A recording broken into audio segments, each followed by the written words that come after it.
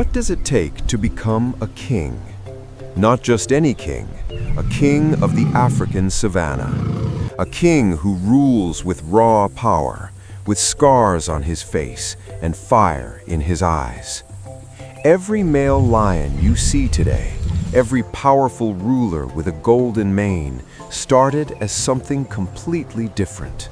He started as a tiny, helpless cub, blind, weak, completely dependent on his mother. So how does that small, fragile creature transform into the most feared predator on the African plains? The answer is not simple. It involves pain, loss, hunger, loneliness, and battles that could end in death. This is the true story of how a lion becomes king.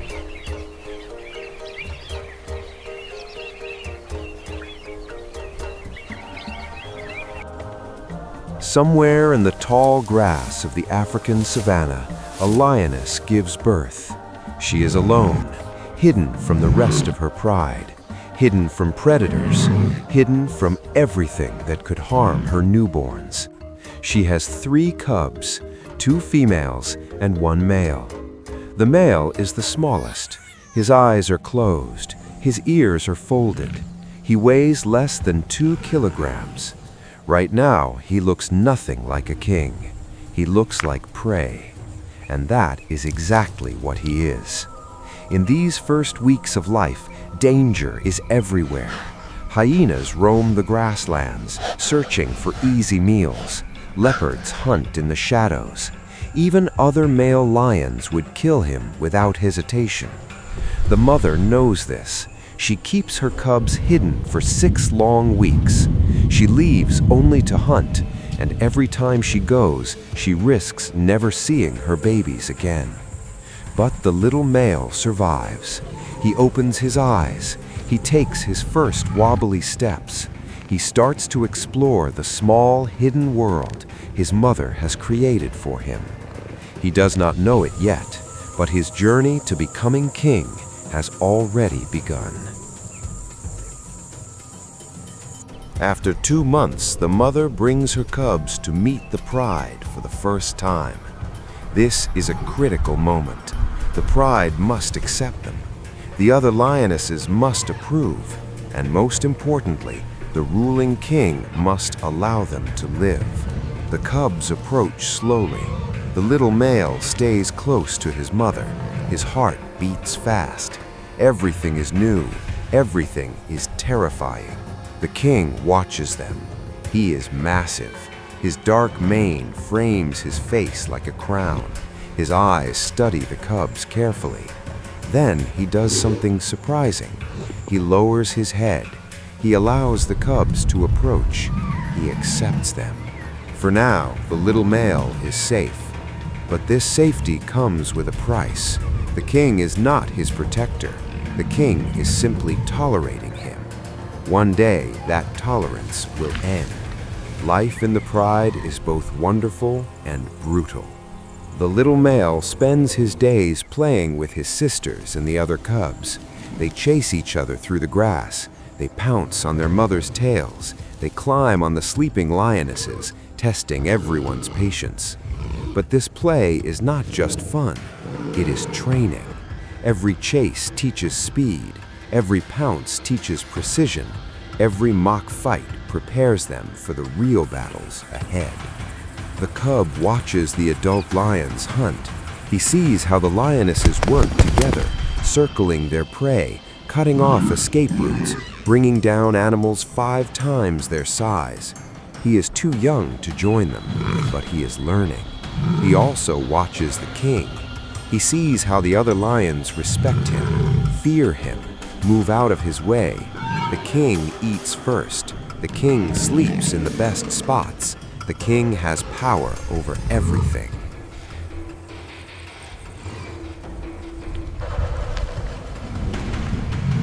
The little male does not understand it yet, but something is awakening inside him. A hunger, not just for food, a hunger for something more.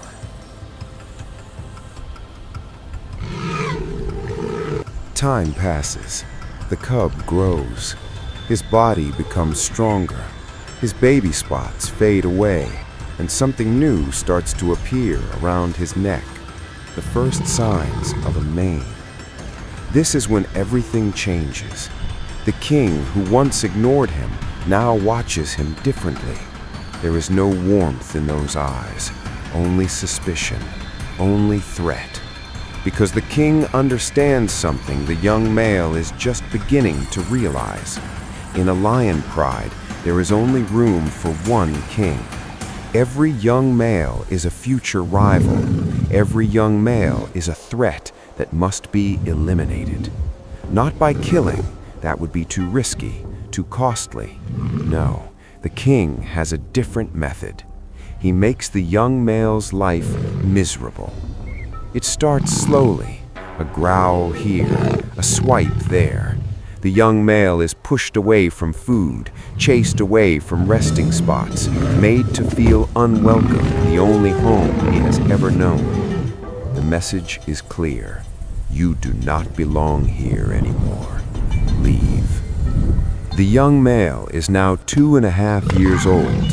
His mane is growing thicker. His body is filling out. But he is not ready for what comes next.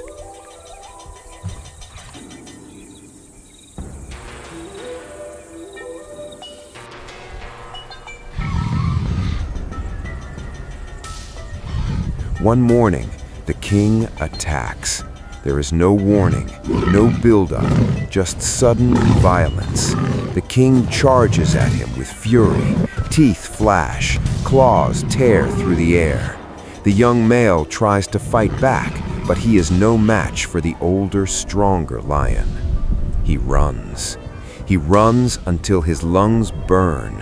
He runs until the pride is far behind him. He runs until he is completely alone. When he finally stops, he looks back. His home is gone. His mother is gone. His sisters are gone. Everything he knew has been taken from him. He is now a nomad, a wanderer, a lion without a pride. And the savannah has no mercy for lions like him.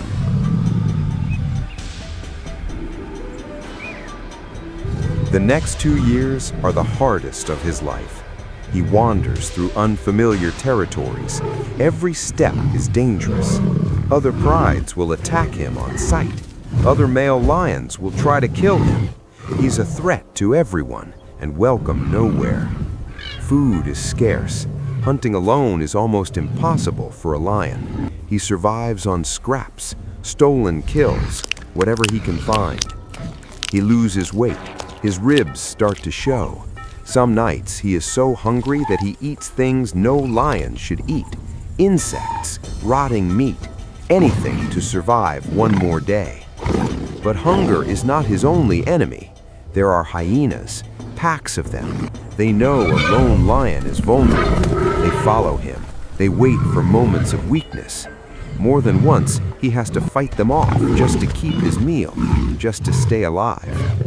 There are also other nomad males, lions just like him, desperate, hungry, dangerous. Some try to steal his food, others try to steal his life. He fights again and again. He collects scars like medals. Each one tells a story of survival. Each one makes him stronger. But he is also tired, so very tired. Some days he wonders if this is how his story ends, alone, forgotten, just another lion who never became king. Then something changes. He meets another nomad, a young male about his age. They are both alone, both struggling, both barely surviving. At first, they are suspicious of each other. They circle, they growl, they test each other's strength. But neither attacks. Instead, something rare happens. They form an alliance. This is how coalitions are born. Together, they are stronger. Together, they can hunt larger prey. Together, they can defend themselves against hyenas and other threats. They become brothers, not by blood, but by survival. Months pass. They grow stronger. Their manes become fuller, their muscles become harder. They are no longer the desperate wanderers they once were. They are becoming something else, something powerful, something dangerous. They are becoming kings in waiting.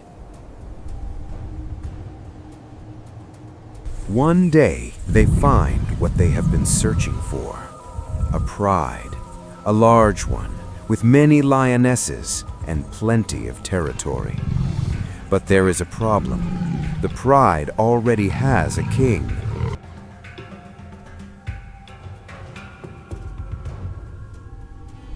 An old male with a dark mane and heavy scars. He has ruled this pride for years. He has fought off many challengers, but time has not been kind to him. His movements are slower now. His body carries too many wounds. His reign is coming to an end.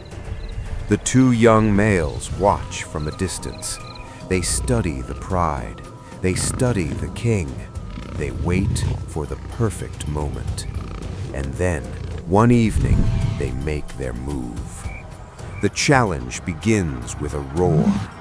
It is not just a sound, it is a declaration of war. It echoes across the savannah, telling everyone within miles that a battle is about to begin. The old king hears it. He knows what it means. He has heard this sound before, years ago, when he challenged the king before him. Now it is his turn to be challenged.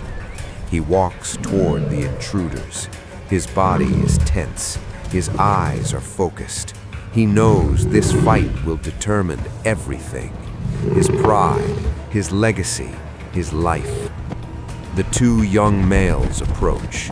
They are calm. They are confident. They have waited years for this moment. The old king looks at them. 2 against 1. The odds are against him. But he does not run. A king does not run. The fight begins. What happens next is brutal. There is no beauty in this battle, no honor, only violence and survival. The old king fights with everything he has. He has experience. He has technique. He has the desperation of a ruler about to lose everything. But the two young males have something more powerful. They have youth. They have numbers. They have years of hunger and pain driving them forward. They attack from both sides. The old king cannot defend against both. For every strike he blocks, another lands. The wounds pile up. Blood stains his mane. He tries to retreat, but there is nowhere to go. The battle lasts nearly an hour. When it ends, the old king lies on the ground.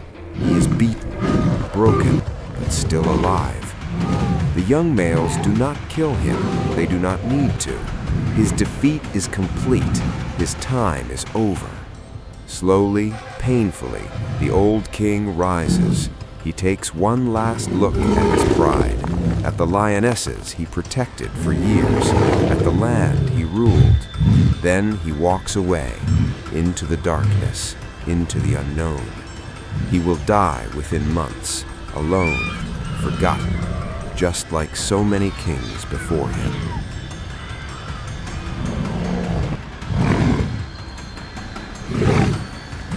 The battle is over, but the journey is not complete. The young male now stands at the edge of the pride, his prize, his kingdom. But the lionesses watch him with cold eyes. They do not accept him yet. He is a stranger, an invader. He must prove himself. In the days that follow, he does something that seems cruel, but is written in his instincts. He seeks out the cubs of the old king, the young ones who carry another male's bloodline. What happens to them is nature at its darkest. It is the part of the lion's story that is hardest to tell, but it is real. It is survival. It ensures that his genes and only his genes will continue. The lionesses grieve. Some fight back, but eventually they accept the new reality. they accept the new king. Within weeks, they begin to follow him. Within months, they bear his cubs. His legacy is beginning.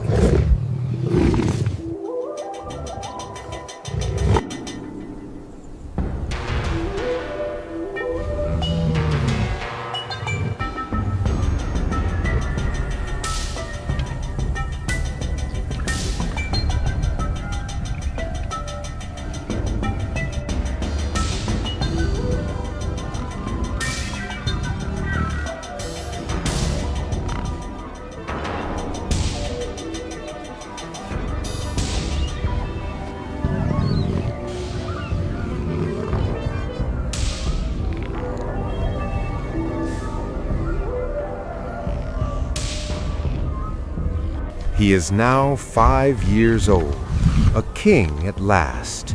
His mane is full and golden.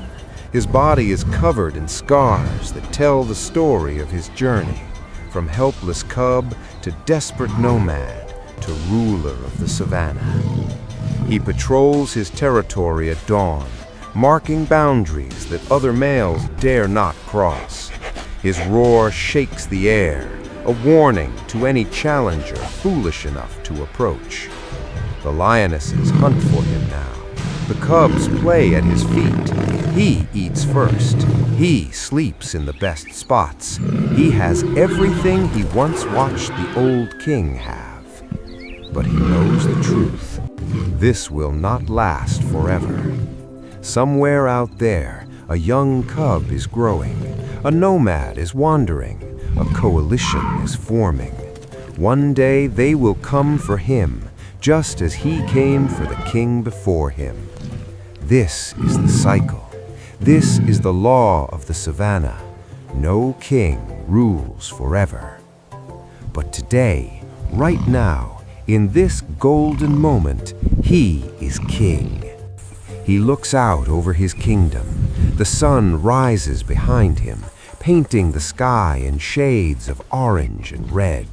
The grass sways gently in the morning breeze.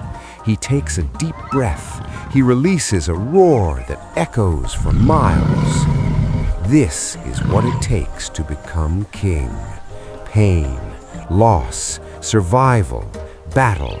And standing here at the top of his world, he knows it was worth every single scar.